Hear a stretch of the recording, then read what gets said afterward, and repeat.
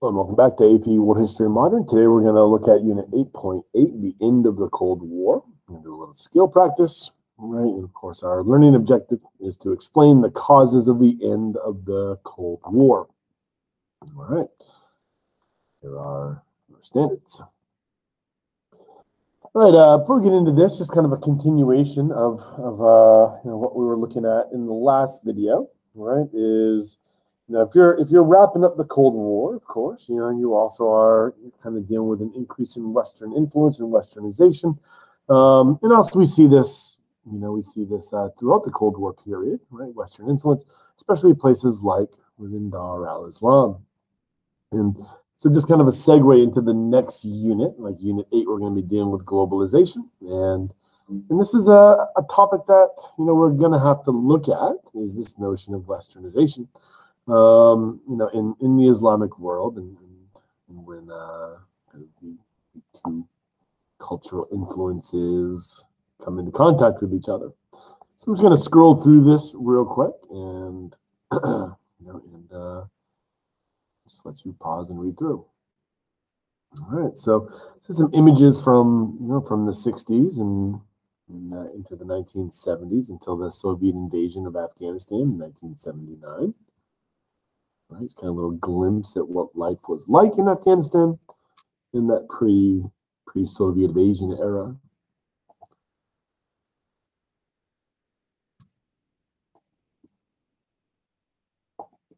All right, so we talk about Afghanistan under the Taliban. This is after the Soviet invasion. So the Soviet invasion will be in '89, and you will see the rise of the Taliban in the 1990s. And of course, we talking about very dramatic shifts from a human rights point of view. Okay.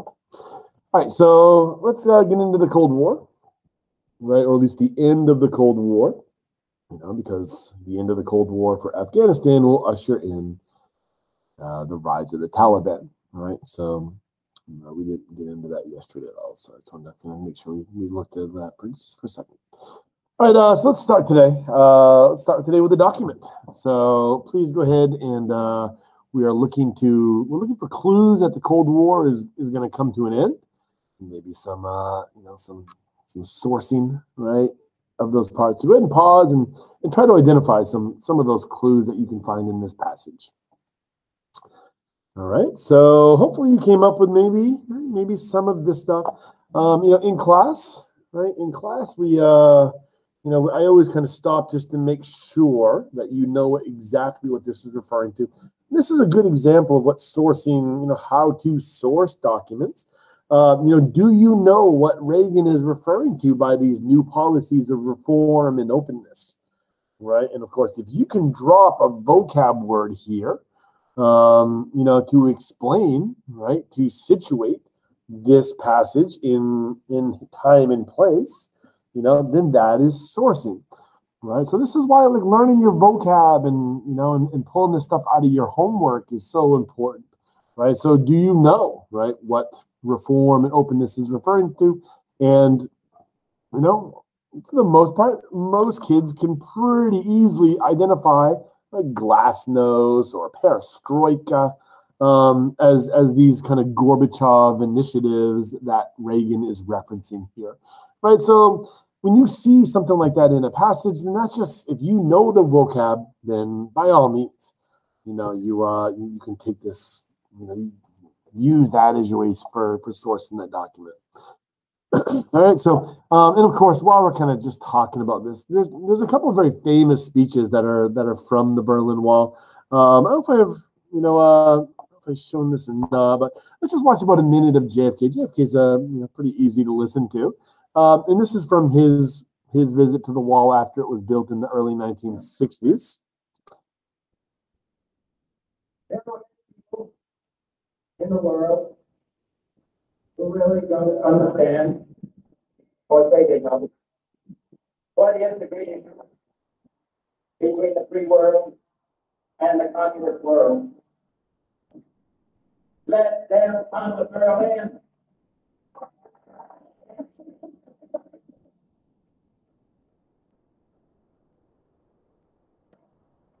some who say, there are some who say that communism is the wave of the future. Let them come to Berlin. And some who say, in Europe and elsewhere, we can work with the communists. Let them come to Berlin.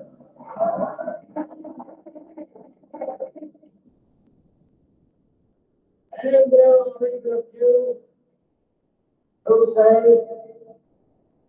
that it's true that communism is an evil system, but it permits us to make economic progress. Must be not Berlin common. I always kind of wonder if that little phrase there, if that's like where that little C.S. Lewis, quote comes from about judging, judge yourself by your intentions and judge others by their actions, right? This notion that socialist communist nations can judge themselves by their intentions, and then judge everyone else, by their actions. So I was kind of wondering if that, if that line inspired that or vice versa. So there may be moral issues associated with, with the brutality of some of the application of what we see in the Soviet Union, but the intentions were correct, right? They're trying to promote equity, I guess, would be the way to say it. Freedom has many difficulties, and democracy is not perfect. But we have never had to put a wall up to keep our people in to prevent them from leaving us. So very, very powerful speech, right? Given by President Kennedy, right? Following the bringing up of the wall, and of course another very powerful speech by President Reagan in 1987. So that's the one that you just read there. So let's just listen to him for a second.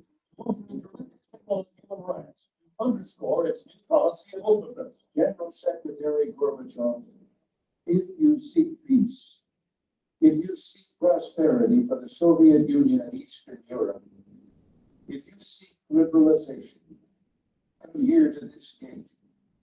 Mr. Gorbachev, open this gate.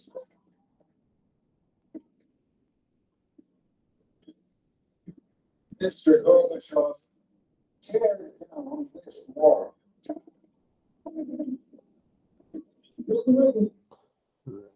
So it's kind of one of those kind of defining moments of the 80s, right? So, in class, when we're looking at this document, I'll often kind of look as well as, as some of these other comments that are made here. This notion that, we see failure, technological backwardness, declining standards of health, even one of the most basic kinds, too little food, right? So, this is one of those things where, the collective memory is kind of fading on this kind of stuff. But, under the Carter administration, the United States had to export grain to the Soviet Union so that there was not a kind of a continuous famine. And of course, we withdrew that following the Soviet invasion of Afghanistan, but the Reagan administration reinstated it because you didn't want to see another example of a famine. So it's kind of hard to kind of wrap your mind around just how things were in the Soviet Union if you're looking at it from kind of this later perspective. So let's just kind of take a quick second and run through some Cold War stuff, like just as a reminder, the arms race, proxy wars, the hotline between DC and Moscow, the 70s detente, SALT treaties and SALT II, this whole nuclear non-proliferation treaties, try to put limits, right, on nuclear stockpiles. Obviously, the Soviet bureaucratic economic problems with central planning, manifesting themselves. Sino-Soviet tension continuing into the 70s, right? So, not ending when Khrushchev leaves. Mir, right? So, Space Station 1.0. right? And of course, increases in these tensions with the Soviet invasion. You've got the American boycott of the Moscow Games, the Olympic Games in 1980. The Soviet boycotting of the Los Angeles Games in '84. And of course, I always kind of like this SDI one, this Star Wars Strategic Defense Initiative. There was a very kind of questionable movie made in the '80s, kind of a B movie, I guess. Although it was considered a B movie at the time, I guess I'm sure it was, because I remember watching it as a kid. And it involved some early Saturday Night Live cast members, Dan Aykroyd, excuse me, Chevy Chase. It's a movie called Spies Like Us. And it's kind of a Hollywood take on this strategic defense initiative thing. Came out right as kind of a similar time. Right, so if you're not familiar with SDI, then that movie might provide some questionable insight into what it was. But the idea behind it is that it's a missile shield, right? Is that, and I don't really, the movie Spies Like Us, kind of makes it look like lasers. We're going to shoot down Soviet nuclear missiles with lasers. But the actual program, right, was in its application, was looking to use missiles, right? Looking to use missiles to hit nuclear missiles. And SDI often comes up as one of these things that helps the lead to the collapse of the Soviet Union.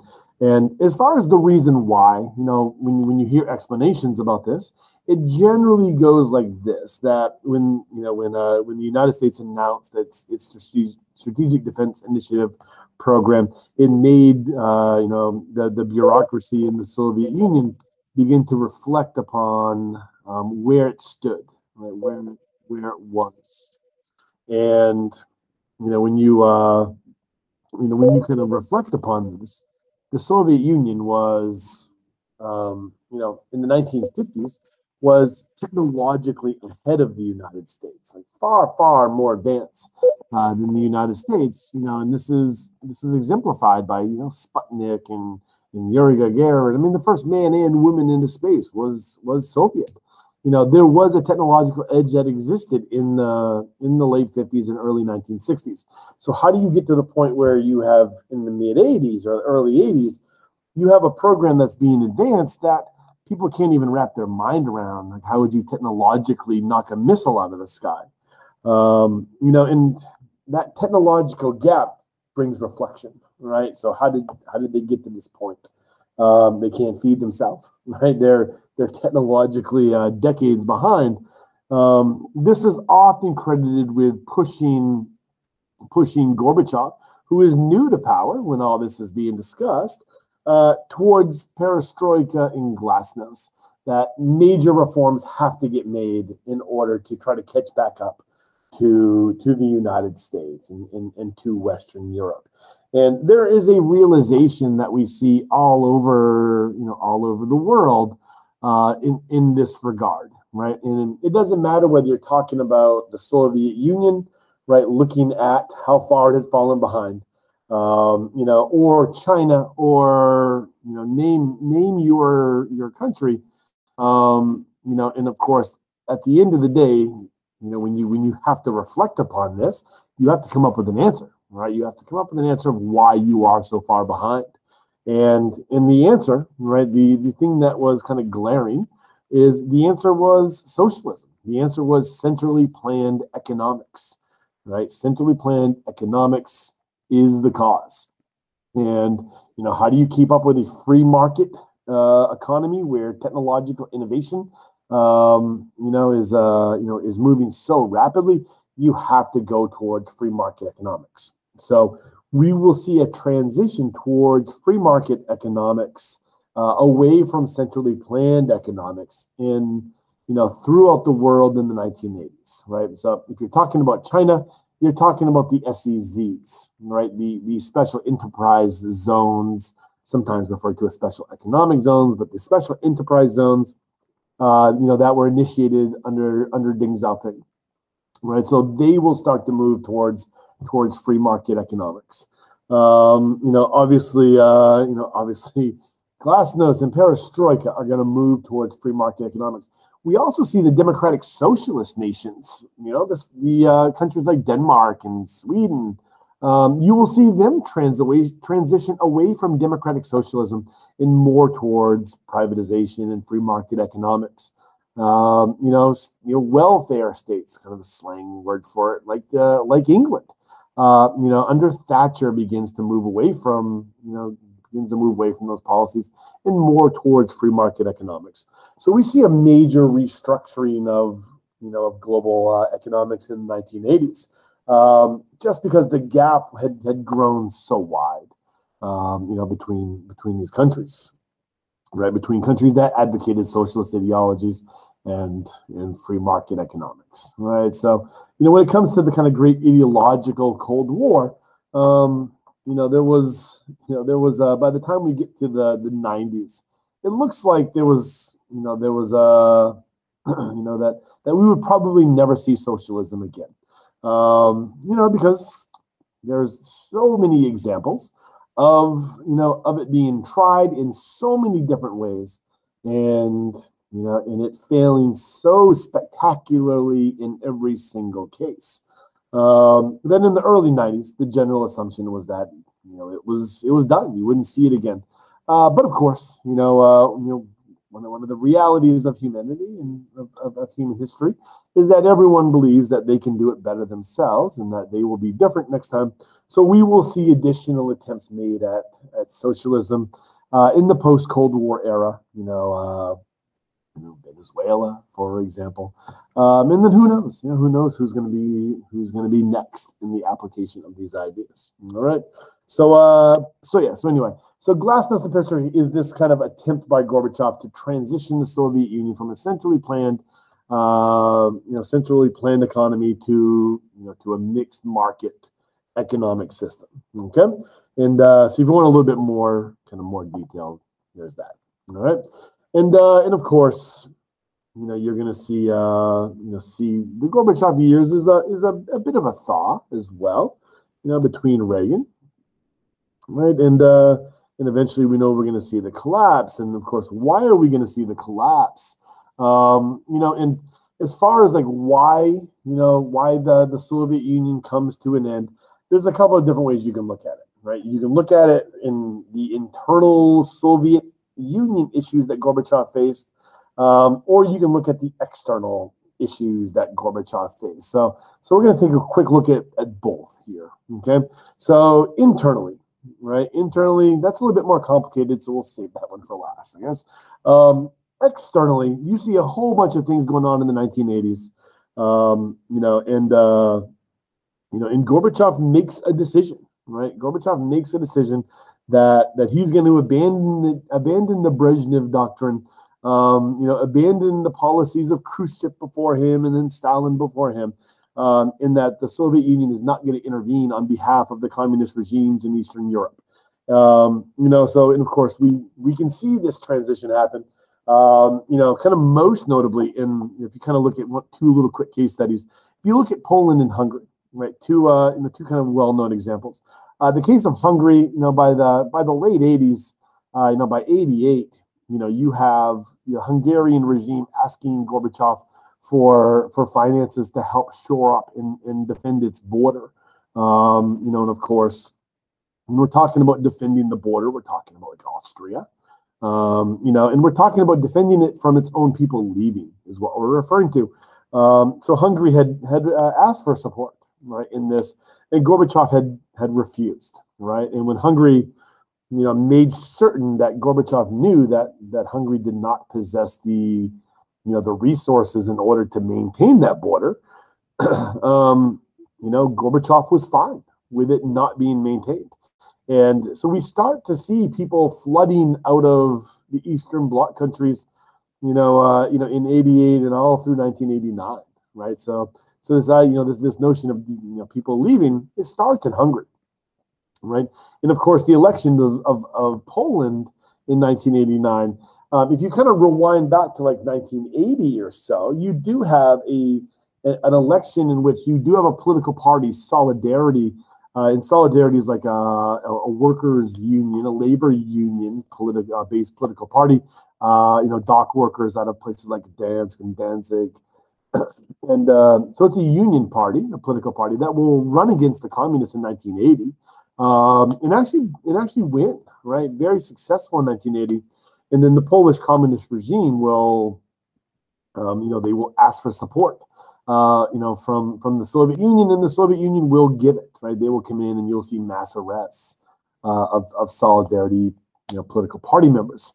So as of the 80, you have a willingness to intervene on behalf of Eastern Europe communist regimes. But in 1989, right, with a new leader in the Soviet Union, with the events of Hungary going on, Solidarity decides that they're gonna try again, and they do, and they're highly successful. And this is when we see the rise of Lech Walesa, and when the request is made by the communist regime again in 1989 to intervene on their behalf, Gorbachev tells them no. Right? Gorbachev tells them that they're on their own and that they need to cooperate with Solidarity and navigate this, right? Navigate these waters. And so when we talk about what happens in East Germany, that leads to the Berlin Wall, and of course, there's this kind of great video. It's one of my favorite videos. So I'll make sure that this is linked on my website. It's the History Rocks Berlin Wall. When you look at why the Berlin Wall comes down, why that kind of mid-level bureaucrat, East German bureaucrat, makes that announcement, that is, he misreads that announcement. But if you even look at the announcement he was misreading, this idea that you're going to start allowing, even with passes, movement between East and West Berlin.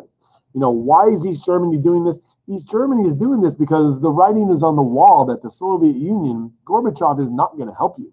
And if you want to survive this moment, you're going to have to get the support of your population. So we see the implementation of this new policy by the East German government, really as a way to try to survive, right? And of course, when that misspeak happens and the flood to the wall takes place, and at that point, the guards need to make a decision, right? Do we shoot or do we allow the free movement to happen?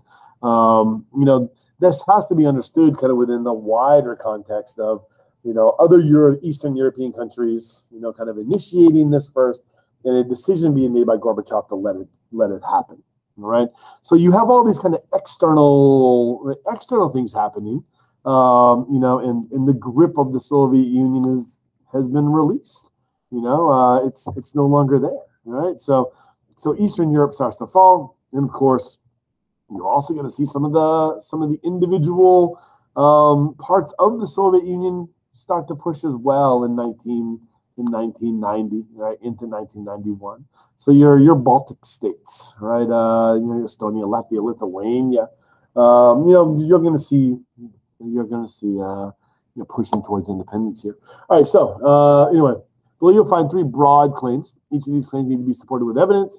Go back to your notes and try to support the claim. So, in part, the United States military technological development led to the end of the Cold War.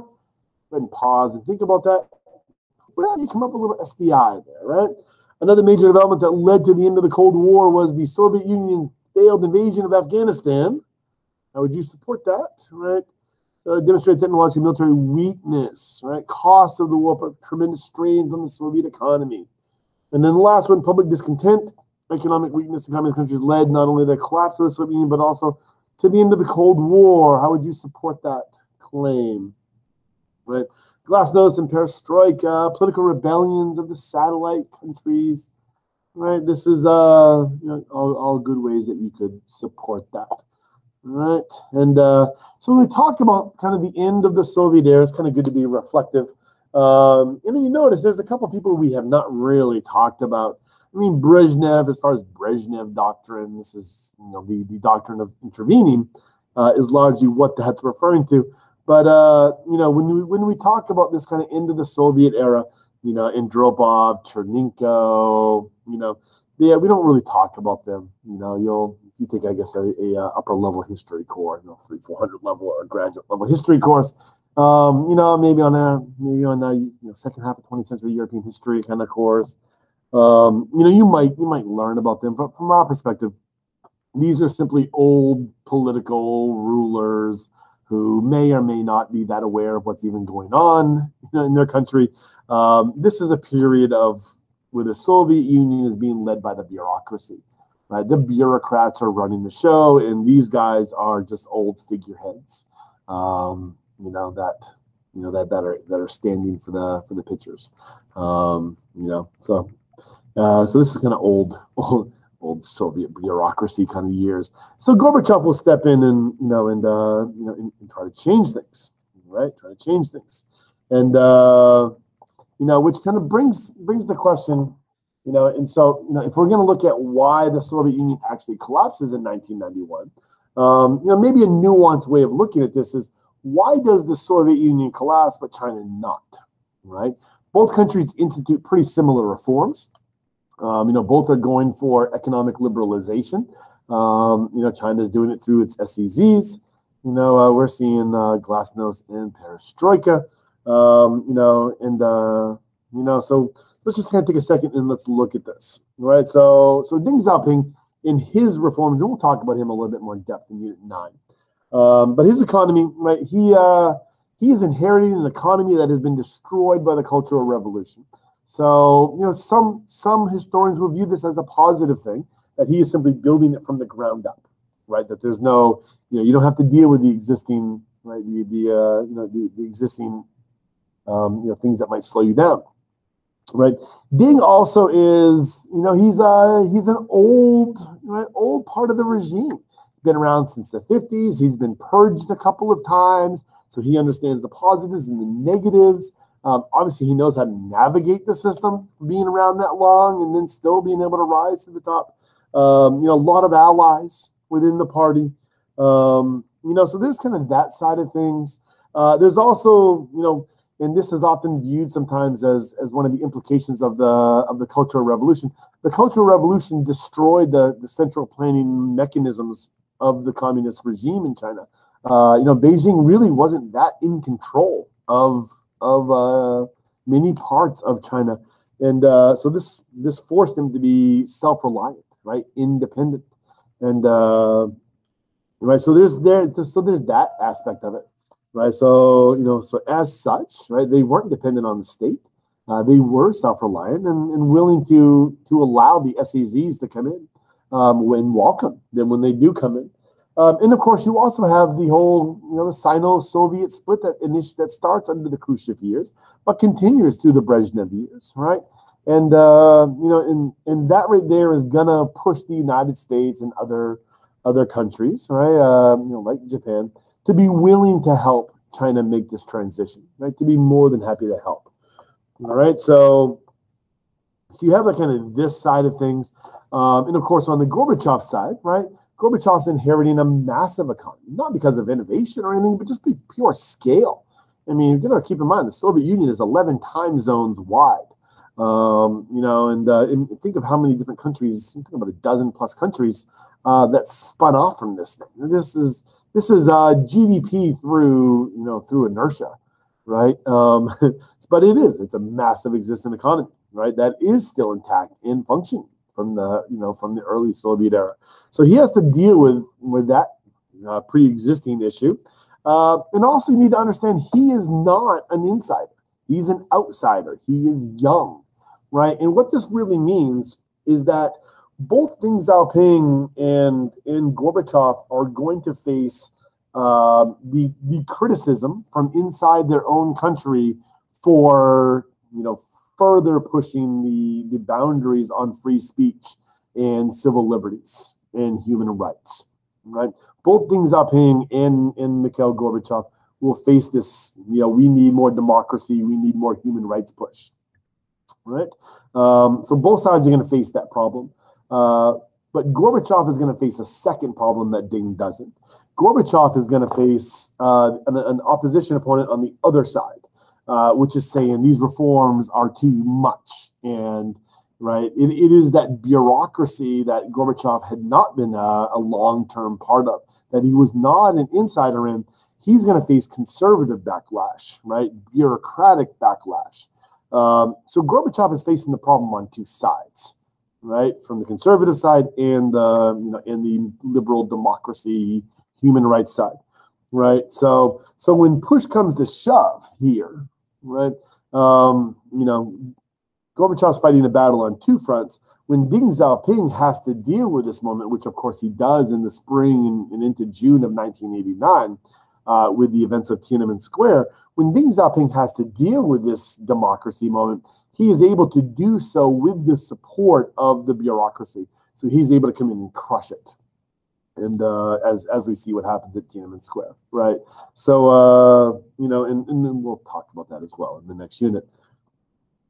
All right, so conclusions, right? The Cultural Revolution will help facilitate China's transition away from Stalinism, central planning. The Cultural Revolution largely destroyed all those mechanisms, right? And Deng is able to politically navigate the transition, because of his experience, because of his help from the United States, right? And of course, he's not fighting his own bureaucracy, which is what Gorbachev would have been doing. All right. So in some of my classes, we did this SAQ today. I think we're okay without doing that, though. All right. So if you want to practice, then feel free to do it, and I'll check it when you come back in. All right. But let's just make this an optional one. All right. So takeaways: the collapse of the Soviet Union is not the multiple factors, and ability to keep up with technological developments of Western nations. The Afghan invasion, discontent, economic weakness in communist countries.